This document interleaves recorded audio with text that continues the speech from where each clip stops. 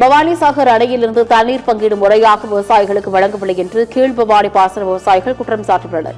ஈரோடு மாவட்டம் பவானிசாகர் அணையிலிருந்து தடப்பள்ளி அரக்கன்கோட்டை வாய்க்கால், காலிங்கராயர் வாய்க்கால், கீழ்பவானி வாய்க்கால் என வாய்க்கால்கள் மூலம் விவசாயிகள் பாசன வசதி பெற்று வருகின்றனர்.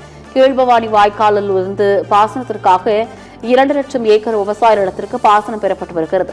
கீழ்பவானி வாய்க்கால் மூலம் ஈரோடு, திருப்பூர், கரூர் ஆகிய 3 மாவட்டங்களுக்கு விளைநிலங்களில் பாசன வசதி மற்றும் அதே சமயத்தில் குடிநீர் தேவைகளை பூர்த்தி செய்து வருகிறது.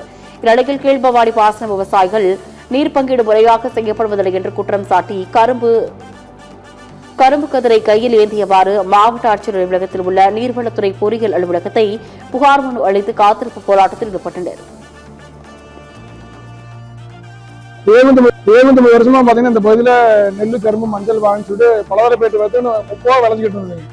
இந்த வருஷம் பாத்தீங்கன்னா முறையற்ற நீர் நிர்வாகத்தால வந்துட்டுங்க இந்த பகுதியில் கிட்டத்தட்ட ஒரு 25,000 ஏக்கரா வந்து தண்ணி இல்லாம காயுதுங்க. அந்த பகுதி மக்கள் எல்லாம் வந்து குடிநீர் இல்லாம தடுமாறிட்டு இருக்காங்க. எங்களுக்கு தண்ணிக்கு உண்டான உத்தரவாதம் கிடைக்காத வரைக்கும் நாங்க போக மாட்டோம்.